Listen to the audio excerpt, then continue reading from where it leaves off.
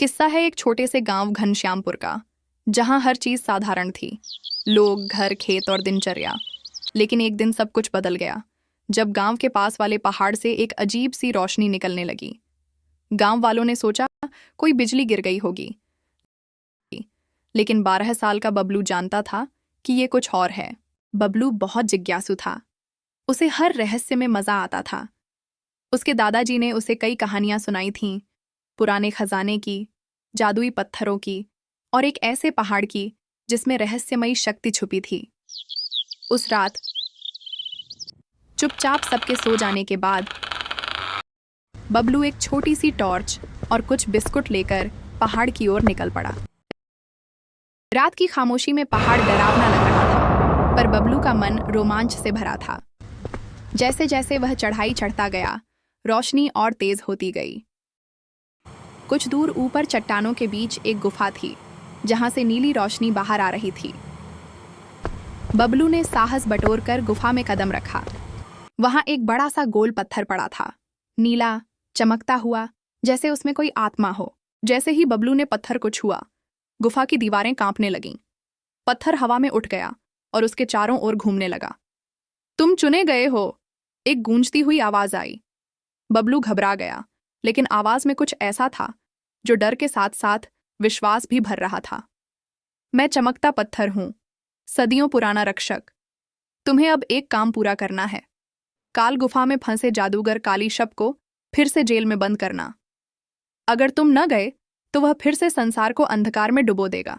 बबलू को पत्थर ने 3 जादुई वस्तुएं दीं। हवा की टोपी, जिसे पहनकर वह उड़ सकता था। सच का दर्पण, जिससे किसी का असली रूप देखा जा सकता था। अदृश्य चप्पल, जिससे वह अदृश्य हो सकता था। बबलू को बताया गया कि काल गुफा 7 जंगलों के पार है और वहां जाने के लिए कई चुनौतियों को पार करना होगा। बबलू ने टोपी पहनी और उड़ चला। पहला जंगल था भूल भुलैया वन, जहां रास्ते हर पल बदलते थे। लेकिन बबलू ने चतुराई से हर पेड़ पर निशान बनाकर रास्ता ढूंढा।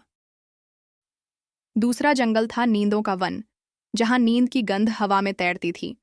जो सो गया वह कभी न जागा। लेकिन बबलू ने अपनी नाक में बिस्कुट का टुकड़ा ठूंस लिया और चलता गया। तीसरे जंगल में छाया राक्षस था, जो केवल झूठ बोलने वालों को निगलता था।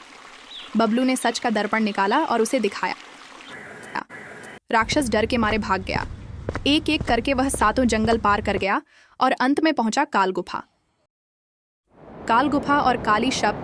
गुफा में अंधेरा था, हवा भारी थी, दीवारों से सांप रेंग रहे थे। एक पत्थर के सिंहासन पर बैठा था काली शप, एक लंबा, काला, भयावह जादूगर जिसकी आंखें अंगारे जैसी थीं। हाँ हाँ, एक बच्चा मुझे रोकने आया है, वह हंसा। बबलू ने अदृश्य चप्पल पहनी और पास जाकर सच का दर्पण उसकी आंखों के सामने कर दिया।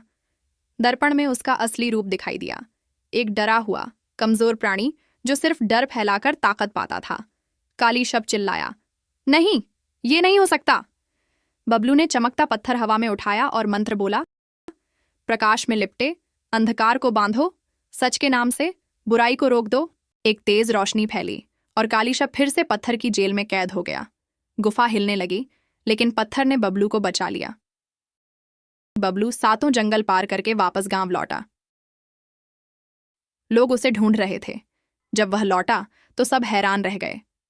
रामलाल चाचा बोले, कहाँ था तू 2 दिन से?